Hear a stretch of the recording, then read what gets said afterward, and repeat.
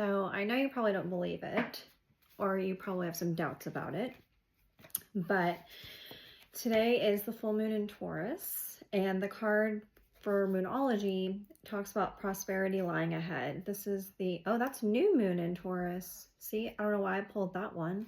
Let me see. Hold on. I was looking for the full moon in Taurus. Full moon in Aries, full moon in Taurus. Here we go. Your dreams need a practical plan, but also I think that what Spirit's trying to tell us is that prosperity lies ahead. Like, full moons are all about releasing things so that you can make room for something new creation, something new and beautiful. And Taurus energy is about your everyday life, your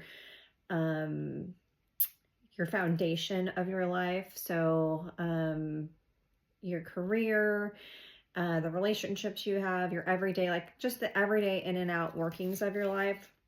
And we're getting prosperity lies ahead, and your dream needs a practical plan.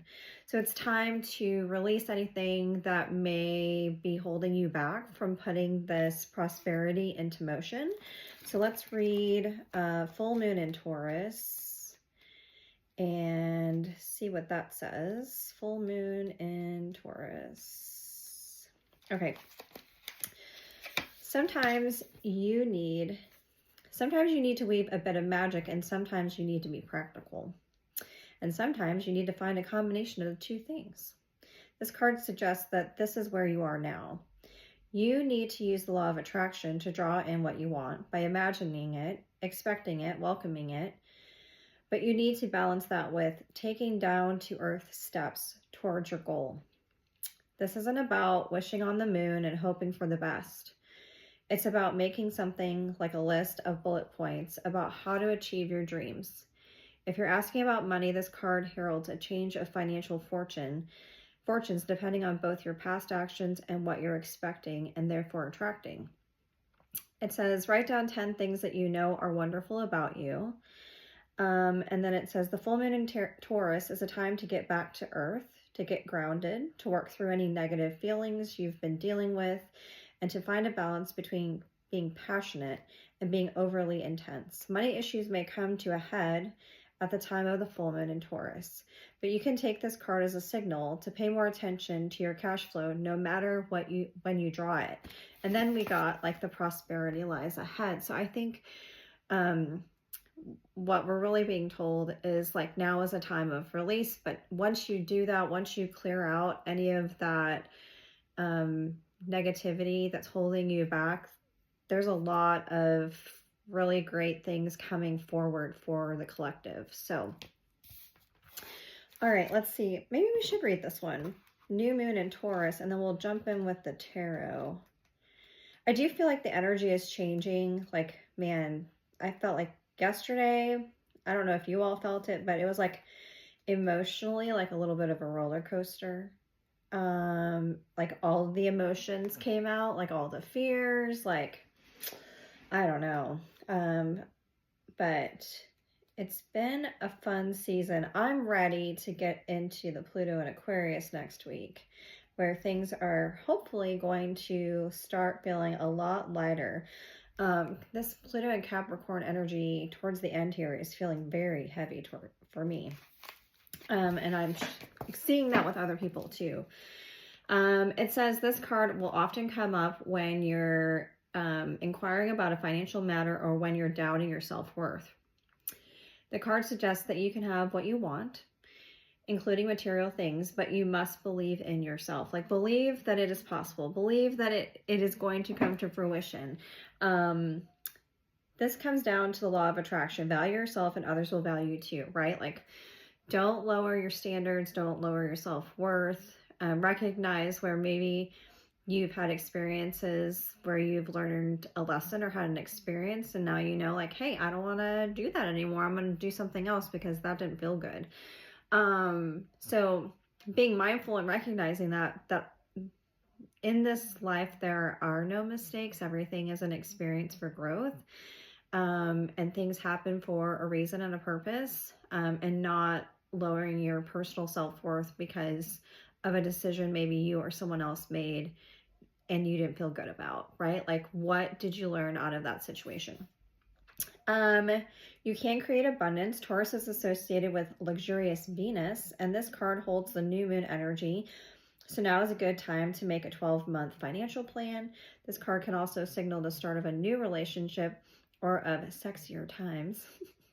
If you've been wrestling with something for a long time, the new moon is sturdy. Taurus is a sign to not give up just yet. So that's good. Don't give up just yet. So, and then it's showing, look, yeah, underneath all of this fiery climax, I'm telling you, like, things were just like, boom, yesterday.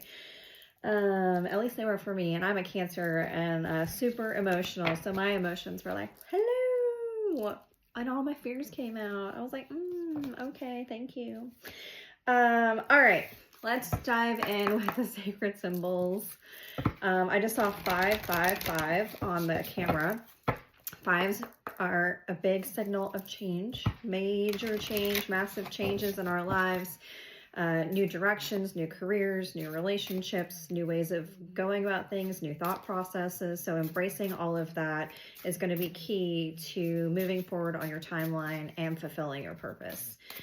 All right, Spirit, what does the collective need to know? Knowledge. Yeah, this is a time of like massive reflection for a lot of people. I'm getting that a lot of us are going through a major life review where we're reviewing how things have gone so far, recognizing where things have gone in our favor, that we really enjoyed, that we want to replicate, and things that we want to avoid in the future. But grateful for the experiences that we've had. Yeah, it's a time of release as well. On the bottom, full moon is about releasing, letting go. It's illuminating everything that's within us that maybe is holding us back or we're not happy with, and letting that go. Let's clarify this knowledge, please. Thank you. Time. Give it time. These things, this review is going to take time, but I'm also getting like the time is now. Like big change is going to happen, and once we get into Aquarius season, Pluto in Aquarius, or Aquarius season, which is coming up in January, things are going to move fast. It's all about air energy, and air is about thoughts and talking, and it's fast moving energy. So just know that like a major change is coming, and that you are being guided in the right direction. Safe travels. Your guides are trying to help you move in a new direction, to move forward on your life path, to recognize confidently what that is. Okie doke. And divine masculine. I was getting this as well, that like divine masculine is probably getting the brunt of this, especially since it's been in Capricorn. Capricorn is more of a masculine energy, and a lot of this might have to do with soulmates. So like determining who is part of our soul tribe, who are our divine partners, releasing people that are no longer in alignment with us, soulmate, healer, and meditate, and then new opportunities, magic. So soulmate, healer, meditate. You may be coming into union with someone that is more spiritually aligned with you, and this is the magic that you've been creating that is helping you to move forward. It's also like a pentacle, like a brand new opportunity, Ace of Pentacles. And this is going to bring you a lot of luck. It's going to change the trajectory of your life. So being aware of that. P.S. It's going to be a long video. So, and I'm going to take my time today. Because also Taurus is all about like, what do they call it? Creature comforts or whatever. We're like, just want to be cozy. Take your time and be reflective. So, all right, Spirit. Main message, please. Clarify this reading. Ooh, I got you. Yeah. We're using this time of reflection, Hangman, waiting to rebirth something, because we are creating something fresh and new with the Empress. Empress energy is all about rebirthing into something new and beautiful and prosperous. also very nurturing. It says luxury, beauty, harmony, and abundance. So we're taking this time to really take a pause, to reflect, to take the time necessary to determine like who is our divine counterpart, what kind of life do we want to create, how do we want to move forward. Like it's a big time of reflection. Also it's Scorpio season, which is about death and rebirth of our souls, our energies, like big transformative time. I keep getting this message like all the time. I'm sure you guys are like, she's a broken record, but that's what's happening. Why is this important? Okay, so we're getting all major arcanas too. This is the Sun card. And it says light, life, and energy, because we're being revitalized. The Sun card is one of the like most abundant, prosperous cards in the tarot, and it's talking about like moving into the sun, feeling it shine upon you, recognizing the warmth of it, and recognizing our value. Also moving into a more prosperous time in our lives that is full of light, love, happiness, abundance. So we're being shown the way to get there. Like we're not meant to suffer, even though that may be popular opinion in this society, but that is not the intent, right? Bottom of the deck, Seven of Wands. There's been a lot of challenges, and we've been really courageous to move through them, and especially for cardinal signs. So it's Aries, Libra, Cancer. Aries, Libra, Cancer. I always mess this up. Who's the fourth cardinal sign? Why do I do that? Aries, Libra, Cancer. It'll come to me when I'm not thinking of it. Anyways, how is another major arcana? How is the universe helping us right now? Hierophant. It's about breaking down old traditions, relooking at them, but also embracing new ones. Higher level of understanding of things, coming into union with people. Some people see this as like a commitment marriage card in some of the decks, but it says ritual, ceremony, tradition, structure, knowledge. So coming into a higher level of understanding of what we want in our lives, and how we want to move forward, and who we want to move forward with. Temperance is all about balancing out the energies. It says guidance, healing, moderation, balance. So coming into a higher level understanding, which puts us at peace within ourselves and creates more stability for us to move forward on our path. Main advice.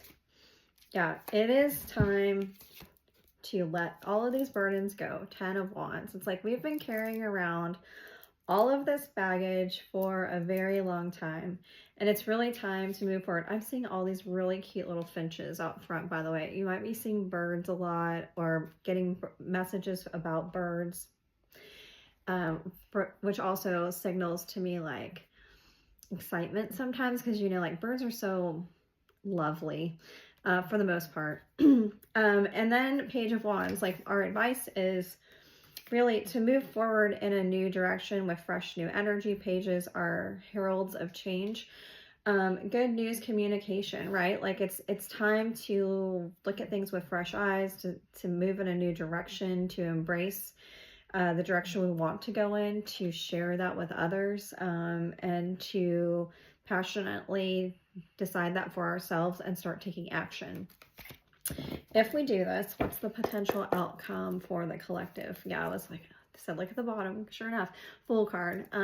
Taking a leap of faith in the direction we want to go in, knowing that, yes, there are always going to be complications. Life is not simple, right? Like there are always going to be experiences where there's a lot of growth opportunities, purity, potential, risk, innocence, and desire. Like we know what the risks are, right? Like there are always going to be risks. And there, with the dark comes the light, right? Like those are growth opportunities that we are going to continually be handed. And it's all about like, how do we view those? How do we react to those? How do we assign personal responsibility, but also recognize that We don't need to take on the stories of our past either, or take those with us. Like, we can start fresh at any time, right? And being aware of that. Okay. And, okay, outcome. Sorry. Got distracted. Two of Cups. I'm not kidding you. I told you this has to do with soulmates. So Two of Cups is the divine union card. Also Four of Wands can be that. And it's saying partnership, harmony, and peace. Like coming into union with yourself, recognizing your self-worth, and finding a divine partner that complements and collaborates with you on this path. We're not meant to be these solitary beings. We're meant to be in union with one another, to build communities, to build peace and love and light and happiness, and to balance things out. Four of Pentacles, to create security and stability and a foundation that is abundant. Four of Pentacles. Eight of Pentacles, it does take work, right? Like you can't just magically think these things are going to happen without doing the inner work, and then taking that inner work again about making lists and taking action on that list, and making solid offers, right? Like that can be really scary to make a commitment not only to yourself but maybe to a divine partner. Prosperity, benefits, investment. Like who are you going to invest in that's going to help you to create your most abundant life? It's time to make that decision for yourself and to reconcile the past or reconcile with somebody that you want to move forward with. Six of Cups, harmony, childhood, reconciliation. So it's about reconciling the past and recognizing, like, why do you have the stories you have about yourself in your mind or about relationships, and how do you reconcile those? But also, like, how do you reconcile with other people that were part of those storylines? And is there someone that's from your past or that's already been a part of your storyline that you need to make peace with or move forward with? And being mindful and aware of that. So I love all of that. Okay, let's close out with a Gaia card and go from there. Yeah, I'm getting a big like soulmate energy, figuring out who that is for you, and making a commitment to move forward in that direction. My nose is a little runny today. Sorry, guys. Okay, Spirit, clarify this reading to close it out. Ooh, that just went flying. Hold on. And we got, I'm not kidding you. This could not be more perfect. Thinking of you. A loving thought and serendipity. P.S. Serendipity is one of my favorite movies. If you've never seen Serendipity, it's almost a holiday season here in North America. Please check it out. Okay, let's read this one. It's number 29, which equals to 11, which is also about divine counterparts. 1111, twin flame journey. So embrace it because it's coming. Your divine partner is on their way, and believe that, right? And if you believe that, it will come to fruition. It may not always look the way that you think it's going to, but it's coming. Okay, thinking of you, a loving thought, serendipity. This card is confirmation that someone you have been thinking of is also thinking of you. It may be someone who has passed away, or a living friend, family member, or a loved one. Our thoughts and feelings are energy frequencies or wavelengths that transcend space and time. So you may not even be with this person, or this person may have passed on, but you're lovingly thinking of them and they are reciprocating that to you. We all transmit and receive information through our thoughts and feelings. It makes no difference whether someone is near or far, alive or has passed away. We are subconsciously in constant communication with those we think about and love. Having heard this, you probably imagine that your thoughts are traveling through space and time. However, in actuality, nothing really travels anywhere. This is because energetically or spiritually, there is no separation in the first place. Union consciousness. We are never alone. We are never separated. We are one. We are all interconnected and ultimately one, eternally held within an ocean of divine love. The great cosmic ocean of life is a vast and endless way that we can imagine to be together. And at the same time, it can be smaller than the smallest particle. Affirmation: all I love lives forever in my heart. I am one with all humanity. I am one with all creation. I am in constant communion with everyone. Time and space are real only when I believe they are. Let it be so. Namaste.